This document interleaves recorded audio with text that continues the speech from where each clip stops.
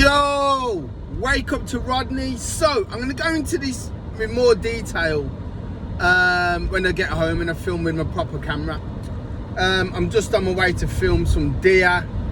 So just turn this down. Okay, so yesterday, World Championships. Keely, and the lesson to learn here is never fixate so much on an opponent. Don't fixate. Yes, pay attention, but don't fixate so much on your own opponent.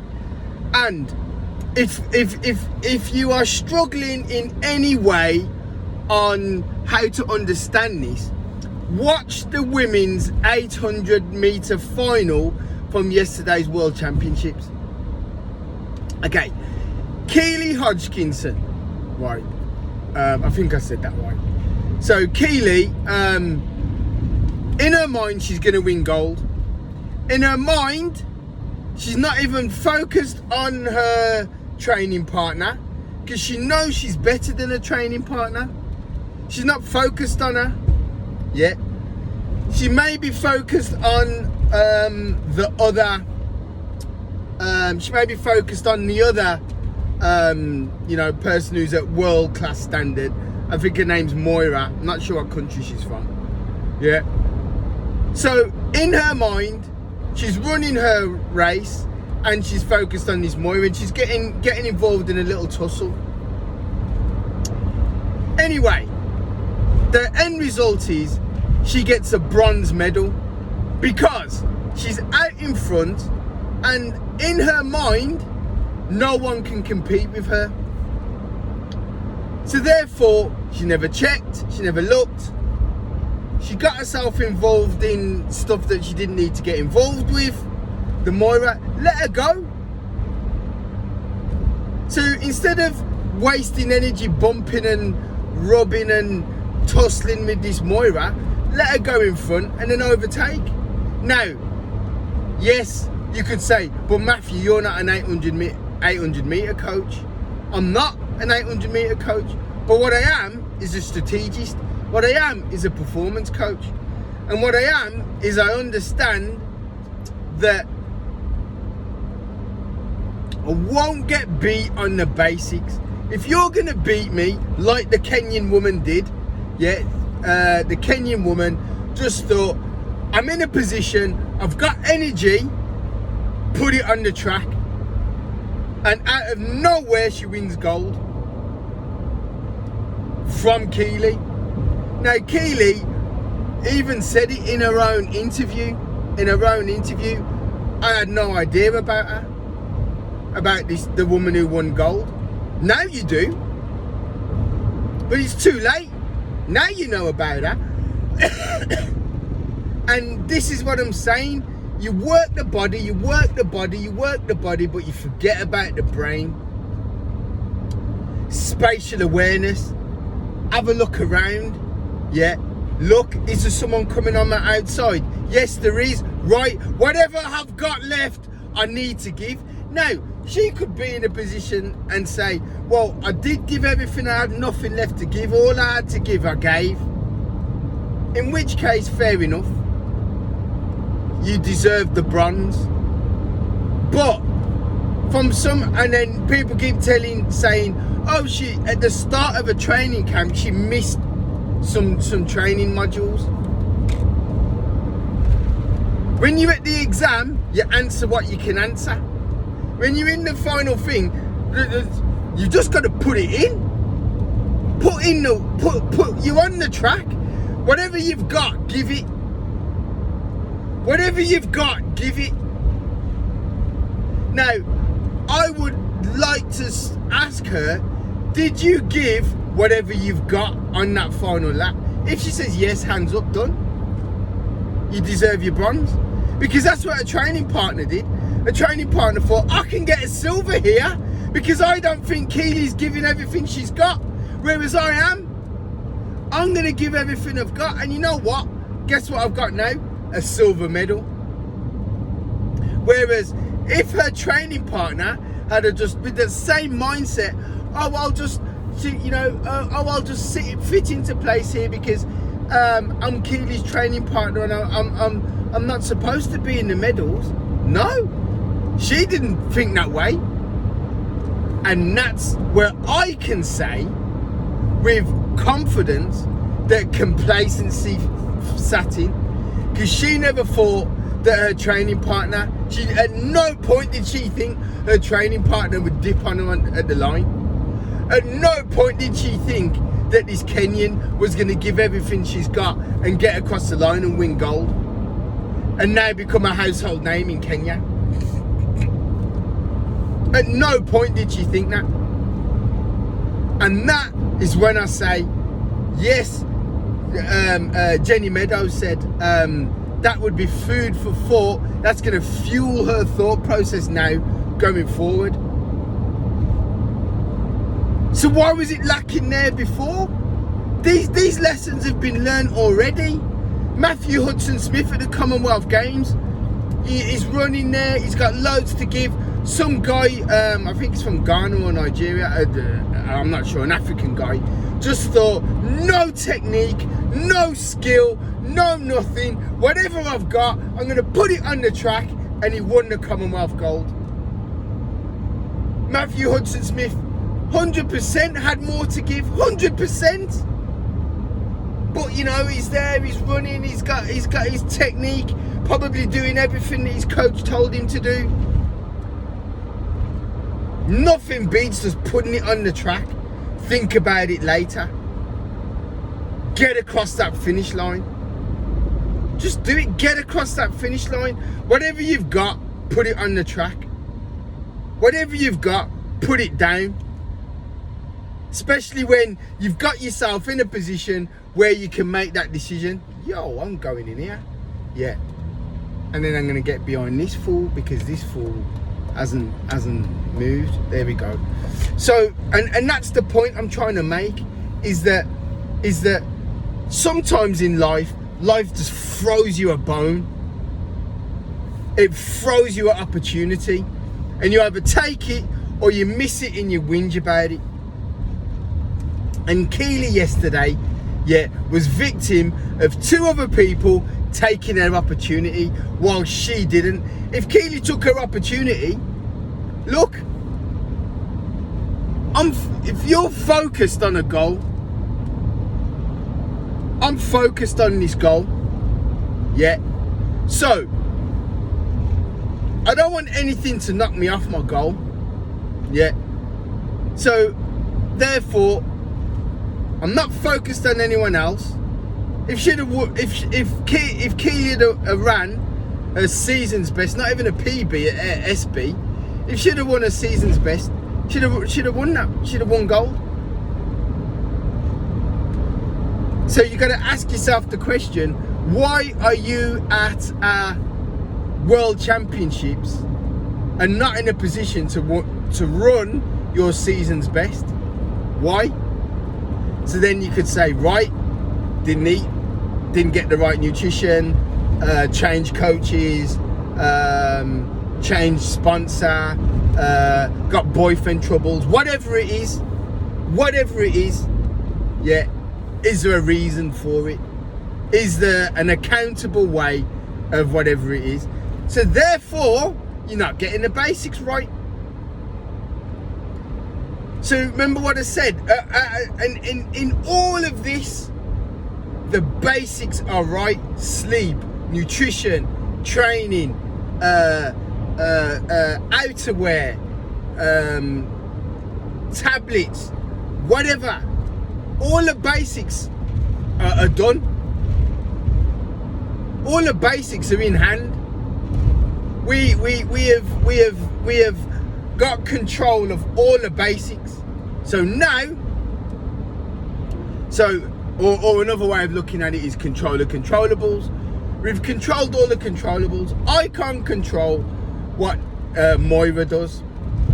So I'm not going to get involved in no hustle and tussle and wasting energy and losing my pattern stride or anything like that. I'm not going to get involved in any of that, because that would disrupt I can't control it. I'm not trying to control it, but what I can control is my pace, my stride, my thing.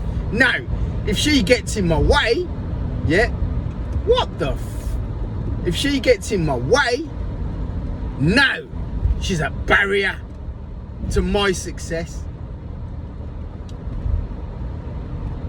I'm still baffled. Keely finished that race with another 1 or 2% to give. I truly believe it. Did she throw metal to the pedal, pedal to the metal? Did she? Only she can answer that. I'm not Jenny Meadows, so I can't ask that question.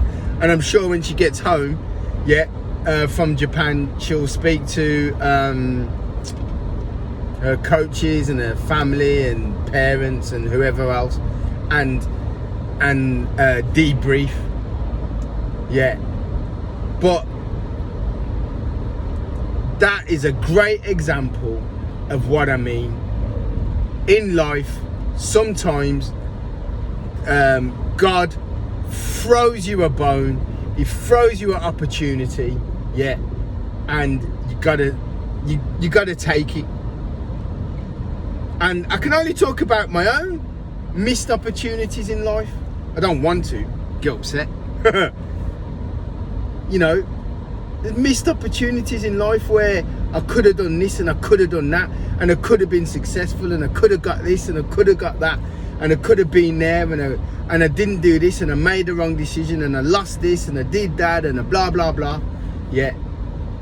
So I'm talking to you from someone who's had experience of missed opportunities. And never forget it, I was on a trial, and I knew how good I was at shooting from outside the box, but I played this player in and he messed it up. That was my opportunity, because I only had one in that game. That was my opportunity to show how good I was, and I never took it, and I didn't get signed by that team.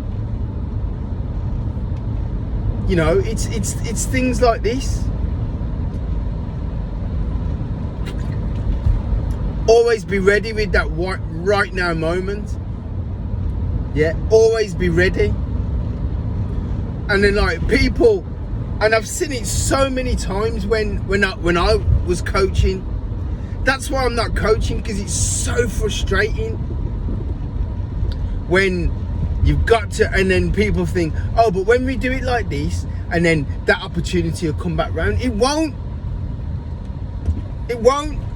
And it doesn't. Shit! This car is ridiculous. What the fuck? It won't, and it doesn't. Yeah. So this it doesn't. They don't come back round. And I remember probably one of the best girls I coached tennis. Apart from my daughter, one of the best girls I coached. She'd be a pro now. She'd be a pro.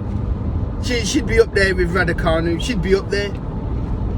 But they never took the opportunity because they never had the understanding of what it took to be a tennis player, of what it took. And she had the opportunity. She never took it. And yes, the girl was 15 at the time, but she was 15 going on 25, and everything was a battle, everything was heartache, everything was aggression, everything was convincing, everything was mono a mono, me versus you. Everything all the time was just problems. This fucking thing. Is that in park?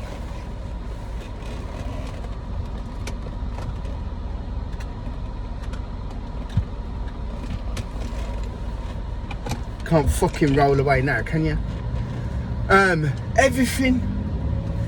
So we didn't control the controllables. In fact, the controllables was the biggest reason we weren't successful, because at no point did this girl ever just take into consideration just her basic abilities, just her ability to play tennis, just her ability to put that ball in the court. she never just stepped back. She never listened, or she always had to be proved instead of just listening.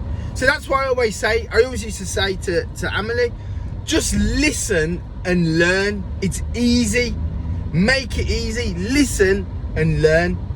Easy. But no, always use. I know I'm not talking about Amelie now. Talk about this other girl. This other girl, you would make everything hard. So then I'd prove it to her. Then she'd go, oh yeah. And then almost win an international tournament. Almost win an international tournament. Like literally was one game away. One game. If she'd have just paid attention and played this one girl, and she did beat her, but it was in 3 sets.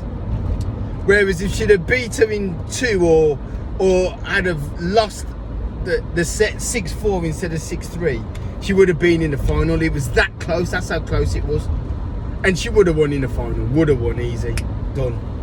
We were going to change our flights and everything. She showed how good she was in front of Tony Nadal and all the top coaches. She could do.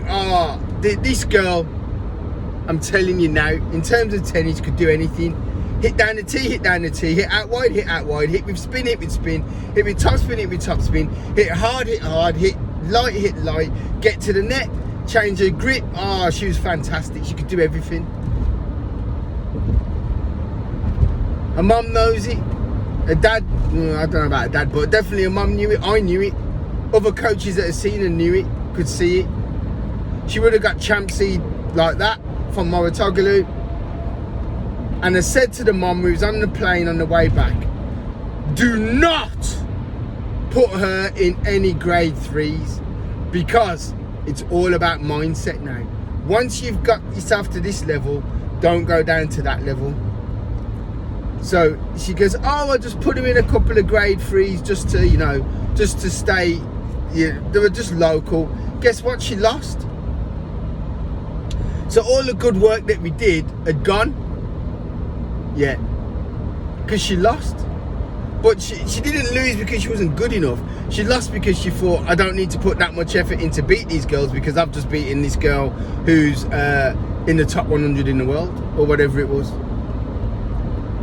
So it was mindset. It wasn't to do with ability. And that's why I said, don't play any tournaments. Nightmare. See, now I would have just moved and lived with them and coached her full time. So back then probably wasn't the right thing for me either. But that's what I would have done. Gone and lived with them and trained full time, coached her full time. That's what I should have done. In fact, that's my fault for not thinking about it, because they would drive up all the way from miles to be coached by me. So the way thinking about it, that's what I should have done. And that idea has only just come to me now. And if I'd have made that sacrifice, she probably would have been up there now. Never mind. But listen, like and subscribe, guys. Loads of stuff going. We're going to do a full video on it later.